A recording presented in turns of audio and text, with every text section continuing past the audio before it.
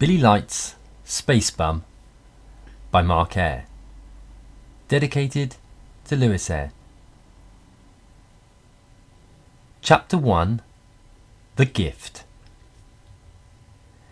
Have you ever imagined what it is like to be homeless? To sleep outside in the dark, with the cold gnawing at your bones and the rain soaking through your clothes? Hard to picture, isn't it, whilst you are tucked up in your nice warm bed, or whatever other place of comfort you are currently in. Well, Billy Light knew the feeling well, having lived on the streets for about 10 years. He lost his house and all of his belongings after a bet with his friend Barry Bainsby. A most regrettable incident, but perhaps that is a subject for another story on another day. All that is clear is that Barry went on to achieve great wealth, whereas Billy found himself sleeping in the backyard of the Talking Cat Inn, amongst the bin bags, empty bottles and trash cans. At the time of this tale, Billy Light was about 45 years old. I say about, as he wasn't entirely sure how old he was, as one day seemed to merge into the next, and 1 year soon became another year. His hair was grey already, long and dishevelled, and flopped either side of his very long face. He was a tall man, a good 6 foot, and stick thin. The years in the cold had left him with a permanent cough that was mimicked rather harshly by the local children. He had big blue eyes that could sometimes sparkle on those rare occasions when he would remember the fun times that he used to have once. But that was a long, long time ago. Indeed, they had not truly sparkled since he was a young boy. Back then he dreamed of nothing more than being an astronaut and flying up to space to save the planet from an alien invasion. In those dreams he wore a red all-in-one space outfit, big black boots, and in his hands was a ray gun that would melt his enemies with a single blast. Real life was quite different, however. He had no red spacesuit, just some tatty and torn clothes. His shoes had no soles, and his toes could clearly be seen poking out of them, revealing his long unkempt toenails. And his smell was awful, but not quite powerful enough to melt his enemies. This is the story of how Billy Light, the smelliest tramp in Amesmouth, lived out his dream and got an opportunity to save the planet. But excuse me, I'm running ahead of myself somewhat here.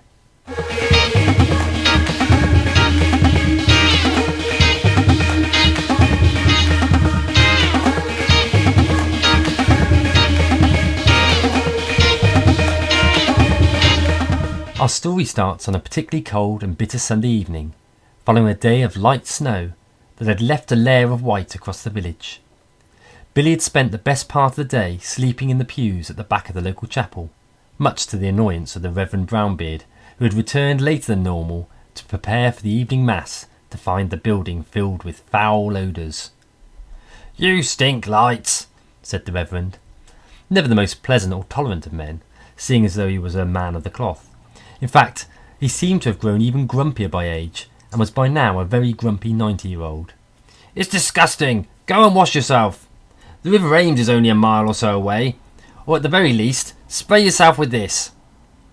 With that, he threw a new can of deodorant in Billy's direction, if by direction we can include hitting him straight in the face. Billy picked up the can and trudged forlornly from the chapel. He headed off in the direction of the river, through what was now fairly deep snow. After about 5 minutes of walking, however, he changed his mind and walked back towards the more familiar territory of the yard at the rear of the Talking Cat Inn. He could hardly feel his feet, they were so cold. Now the inn owner was a rather portly and jolly fellow by the name of Angus McLoughlin, who, unlike most of the residents of Amesmouth, was not born and bred locally, and had only in recent years moved to the area. He had thick curly ginger hair, all of which was unequally distributed towards the back of his big round head. His nose was bright red, a sign that he enjoyed a drink more than his customers, and he always wore a smile. Indeed, he was one person within the village that took great pity on Billy Light. He was unable to let him sleep in the Talking Cat. He had done once, on a busy Saturday evening near Christmas, when he had first taken ownership of the inn, and the smell had frightened off all the drinkers. But always kept him fed, and allowed him access to the yard at night.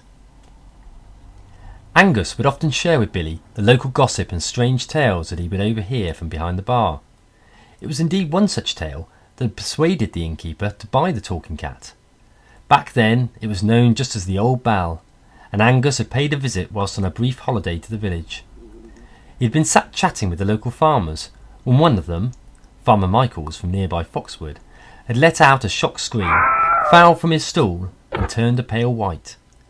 He had claimed that the cat in the corner of the bar had started answering him back, much to the disbelief and merriment of the others in the room.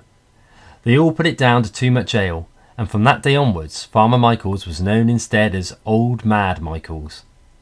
Angus, meanwhile, had been persuaded to buy the inn on the spot, and promptly changed its name to the Talking Cat in honour of the moment. But again I digress. As Billy approached the yard, he was met by the sight of a very excited Angus rushing out to see him. "Ah, Billy, my lad, there's a parcel for you," said the innkeeper. "For me?"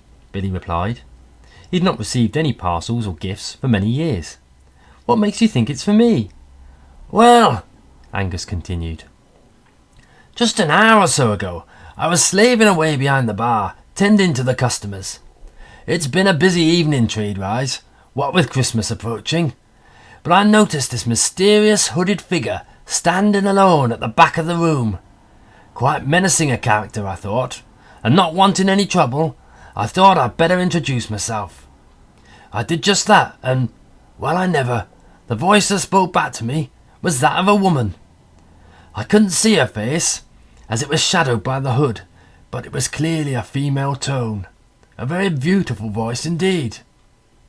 'There's a gift for Billy Lights,' she whispered. 'It's hidden in the trash can in the yard. I've been waiting for him, but he is nowhere to be found. It is of vital importance that you give him this message.' And with that, she turned away, and I could have sworn she just vanished. But I had been drinking a bit, due to the generosity of the locals, so I may be mistaken. One thing is for sure, though. I went immediately out to the yard to check the trash can, and right as rain, there is a parcel in there." Angus beckoned Billy, and the two of them rushed over to the trash can in question. The innkeeper removed the snow-coated lid and pointed inside. Billy looked, and right at the bottom, on top of a layer of potato peelings, there was a parcel wrapped in gold paper. He reached down to grab it, and excitedly tore it open. There was a second layer of paper, this time silver, with a message saying, "Only proceed if you can help," taped to it. Billy ripped this layer off also, to find a small brown box. He opened it and peered in. "What is it? What is it?" screamed the excited Angus, jumping up and down as he did so. "I'm not sure," Billy replied, and pulled out from the box a small black shield, so small that it fit upon the ball of his hand. Protruding from the shield was a red button. "Press it! Press it!"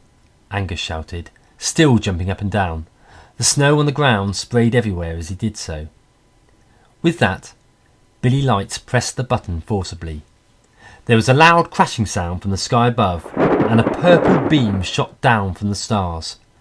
Billy gave out a shriek as the purple laser formed a bubble around his body, and then with a loud whoosh sucked him up into the air at the speed of light. Angus fell backwards into the snow in shock, splitting his trousers as he did so, which was very cold on his bottom, although he did not notice as he was too busy staring into space.